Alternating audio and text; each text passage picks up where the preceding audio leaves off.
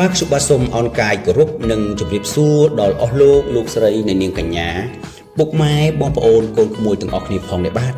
បាទឆ្លៀតពេលទំនេរពីការងារខ្ញុំបាទក៏បានលើកយកនៅអត្ថបទមួយដើម្បីធ្វើការបកស្រាយដែលមានចំណងជើងថាត្រូវតែចេះអភិវឌ្ឍសមត្ថភាពរបស់ខ្លួនជាប្រចាំដែលមានអត្ថន័យនិងខ្លឹមសារដូចតទៅបាទវិជ្ជាពិតណាស់សមត្ថភាពចំណេះដឹងជំនាញដែលអ្នកមាននៅក្នុងខ្លួនហើយចាំបាច់ត្រូវតែអភិវឌ្ឍជាប្រចាំព្រោះពេលវេលាពីមួយថ្ងៃទៅមួយថ្ងៃពិភពលោកមានការរីកចម្រើននិងផ្លាស់ប្ដូរឥតឈប់ឈរបើសិនជាអ្នកមានសមត្ថភាពហើយមានចំណេះដឹងហើយមានជំនាញហើយតែអ្នកមិនអភិវឌ្ឍឲ្យខ្លាំងក្លាថែមទៀតមិនខុសអីអំពីពូថៅដែលអ្នកសំលៀងមុតហើយចេះតែយកទៅកាប់ឈើរហូតមិនព្រមសំលៀងបន្តទៀតនោះទេ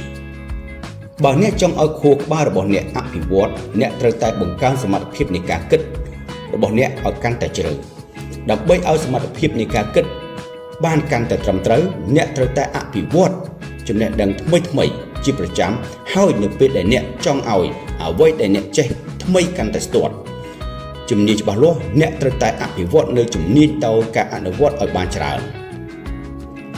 បើអ្នកធ្វើអ្វីមួយទទួលបានលទ្ធផលដដែលនោះមានន័យថាអ្នកមិនមានការរីកចម្រើននោះទេផ្ទុយទៅវិញមានន័យថាសមត្ថភាពរបស់អ្នកកំពុងតែធ្លាក់ចុះ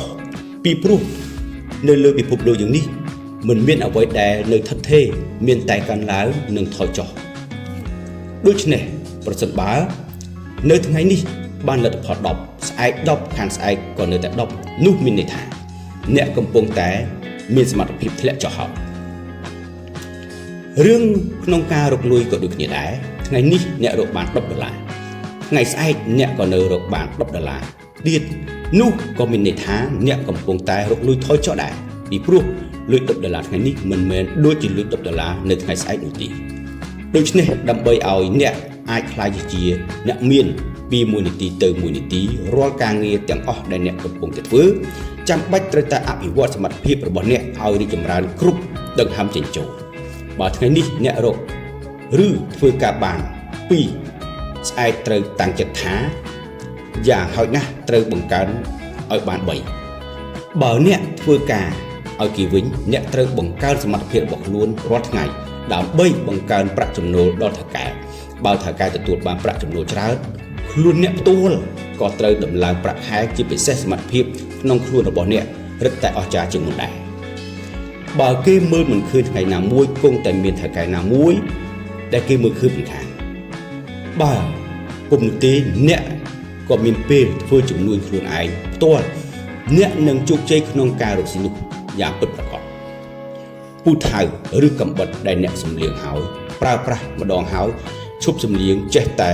បន្តការកាប់តទៅទៀតវាមុខជារិចរើយ៉ាងណាមិញសមត្ថភាពជំនាញនិងចំណេះដឹងដែលអ្នកទទួលបានហើយបើអ្នកប្រើប្រាស់ដោយគ្មានការអភិវឌ្ឍទេថ្ងៃណាមួយវានឹងខ្លាចដូចជាកំបិតដែលរិចរើនោះដែរបើអ្នកមានពេលវេលា1ម៉ោងក្នុងការកាប់ដើមឈើអ្នកក៏ត្រូវតែចំណាយពេលវេលាឬឆ្លៀតពេលវេលា1នាទីដើម្បីសម្លៀកពូថៅបើអ្នកចង់ទទួលបានលទ្ធផលច្រើនជាងមុនអ្នកក៏ត្រូវតែអភិវឌ្ឍសមត្ថភាពឲ្យខ្លាំងជាងមុនដែរ